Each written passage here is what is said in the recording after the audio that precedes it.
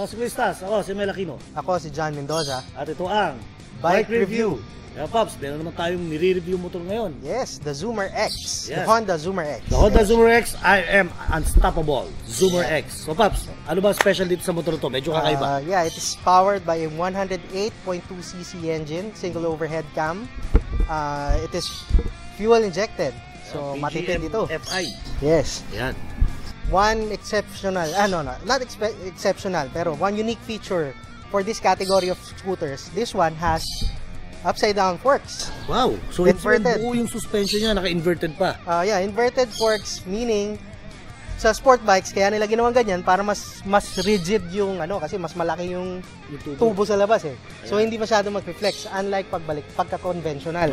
Although for this scooter, I think it's more for styling. Yes. So makikita nyo naman, napakagwapo nitong scooter na to. Kamukha ni Bumblebee. Bumblebee, So maporma talaga siya. 12-inch wheels with wide tires. So medyo maganda, malaki ang contact patch. Tapos it has digital instrument cluster na merong, let's see. Okay, you can see the fuel gauge, odometer, at saka yung kanyang speedometer reading. Plus yung mga warning lights, of course. Yung intern signal lights niya, indicators, meron din. Yan. Right. Okay. Tapos mga high beam, low beam, nandiyan din. Yes. It's all digital. So talagang mukhang futuristic na rugged. Parang ganun eh. Ganun ang tema niya. Tapos, although one thing I can say about this scooter, it's not for yung medyo naghahanap ng performance, ng power, yung high speed. This is not the scooter for you. Pero the handling is great. Yan. Ikaw, Pops Mel, ikaw ang nag-ganon nito. Napansin ko kasi dito, gaya nga nasabi natin nung earlier, it is not actually, if you're a speed freak, this is not the bike for you. Yes. But if you're going for a performance handling in an on and off road road condition, panalo tong bike na to. Eventually, hopefully, yung aftermarket scene would come out with with performance enhancing accessories for this bike. Sana magkaroon ng block, ng piston, or ng piggyback ECU. Well, I think they're on the move na. May mga may mga market talaga na gusto lang ganito So when those products come out, talaga naman ito na maporma na. Tapos maganda pa yung magiging performance niya after that. Okay, buksan natin yung kanyang compartment. Instead of the typical compartment, ito meron siyang so meaning kahit na hindi sukat dun sa compartment yung ilalagay nyo, kaya halimbawa medyo mahaba, pwede kasi bukas to eh. Bukas siya. Kahit ano ba yung nakita mo dito? Skateboard kasha rito. Or siguro kung bag na medyo mahaba, gym bag na pwede. Gym bag. Hindi naman punong-puno, pwede mong pitpitin dito. Magkakasya siya. Another thing, you have a place to store your helmet.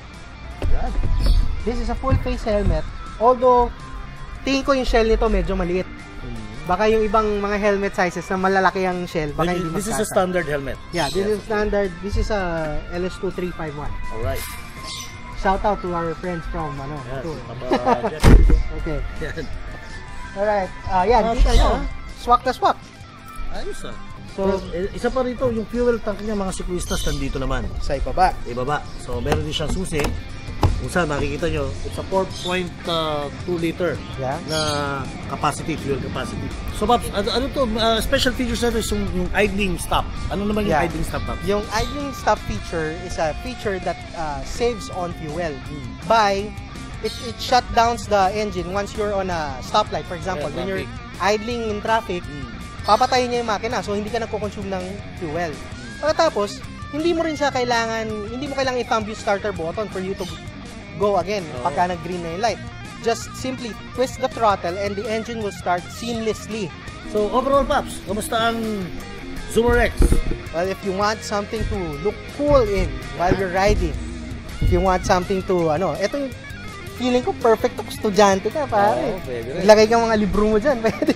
Di ba? Kung mahilig ka rin lang mag-setup ng mahilig ka mag-setup ng motor, mag-forma ng motor, this is the bike for you. Yeah, so this is the talagang ang forma niya. So, ayos, papi. Ayos, very good. So, mga siklistas, muli po, ito po si Mel Aquino. Ito po si John Mendoza. At ito ang Bike Review.